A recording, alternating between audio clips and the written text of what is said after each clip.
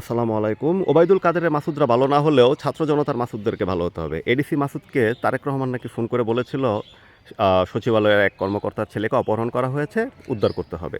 অপহরণ করে নাকি ৫০,০০০ টাকা মুক্তিপণ দাবি করা হয়েছিল। এডিসি মাসুদ যেমন বলল। উনি কি ৫০ লক্ষ টাকাকে ভুল করে ৫০,০০০ বলল কিনা জানি না। তবে ১ ঘন্টার মধ্যেই তিনি সে ছেলেকে উদ্ধার করে ফেললেন। তাহলে ওসমান হাদি হত্যাকারী তো হত্যার ২৪ ঘন্টা পর্যন্ত তো দেশে ছিল। ২৪ ঘন্টা পর্যন্ত তথ্য আছে পুলিশের কাছে, সিসিটিভি ফুটেজও আছে, ২৪ ঘন্টা পর্যন্ত দেশে ছিল।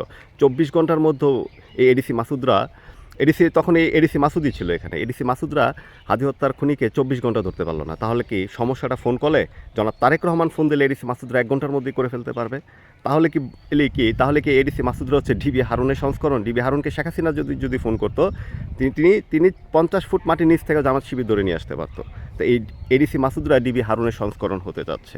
একটা রাষ্ট্রপ্রধান কখনো প্রশাসন ছাড়া স্বৈরশাসক হতে পারে না। ৯৬-এর হাসিনা স্বৈরশাসক ছিল না। এই বেনজির, আজিজ, জিয়াউল আহসান, এরা শেখ হাসিনাকে, এই হারুন, এরা শেখ হাসিনাকে স্বৈরশাসক বানাইছে। কারণ একটা প্রশাসন যখন একটা রাষ্ট্রনায়ককে, একটা রাজনৈতিক দলীয় সরকারি দলকে ফেসিস্টের রূপান্তর করতে পারে, তাদের চুরি, দুর্নীতি, লুটপাট খুব সহজ হয়ে যায়। জনগণ আর প্রতিবাদ করতে পারে না। যেমন বেনজির নাকি গোপালগঞ্জের অর্ধেকটাই কিনে ফেলছিল। আর বিদেশে সে কত অর্থ পাচার করছে সেটার তো কোনো হিসেবই নাই। আর এই ডিবি হারুনের কথা যদি বলি, সে নামে বেনামে কত হাজার, কত বিলিয়ন ডলার যে বিদেশে পাচার করছে, এর কোনো হিসাব সে নিজেও জানে না। তো এই এডিসি হারুনরাও এখন সেই সংস্করণে ফিরে যেতে চাচ্ছে, এডিসি মাসুদরা। তো আরেকটা কথা আপনাদের হয়তো ভুলে গেছেন বা মানে কালের বিবর্তন হয়, মানুষ অনেক কিছু ভুলে যায়। মেরিন ড্রাইভে আমাদের একজন মেজর সিনহাকে হত্যা করা হয়েছিল। সাবেক এসএসএফ কর্মকর্তা ছিলেন তিনি। এখন এই প্রসঙ্গটা কেন আনছি? সেই খুনের আসামিকে ওসি প্রদীপ ৪ বছর পরও তার ফাঁসির রায় কার্যকর হয় না। অথচ এই দ্রুত বিচার ট্রাইব্যুনালে সালাউদ্দিন কাদের চৌধুরীকে ৩ মাসের মধ্যে ফাঁসি দেওয়া হয়েছিল।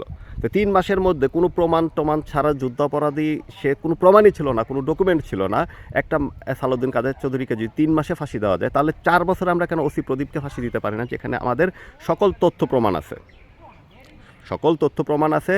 মেরিন ড্রাইভের লিয়াকত এবং এই ওসি প্রদীপ দুজন মিলে এই আমাদের মেজর সিনহাকে হত্যা করেছিল। কই ৪ বছরে তো আমরা ওসি প্রদীপকে ফাঁসি দিতে পারি নাই।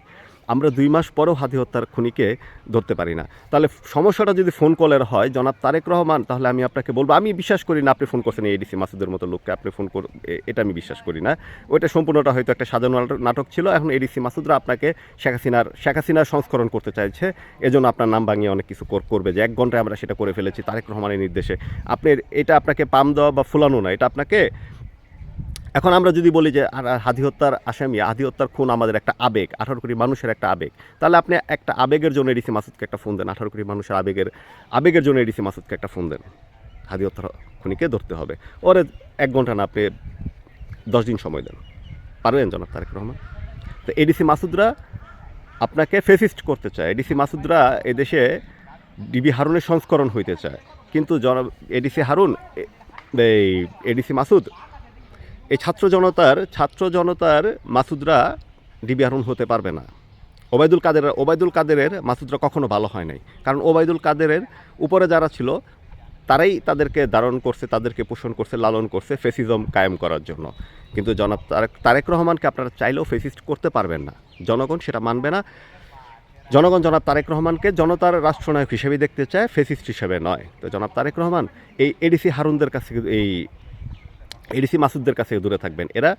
এরা ডিবি হারুনের সংস্করণ, বেনজিরের সংস্করণ হওয়ার জন্য আপনাকে ফেসিস্ট করার জন্য লক্ষ্যে কাজ করতেছে। এদের থেকে সাবধান থাকবেন। আর মেজর সিনহা হত্যাকাণ্ডের জন্য এই ওসি প্রদীপের ফাঁসির রায়টা দ্রুত কার্যকর করেন।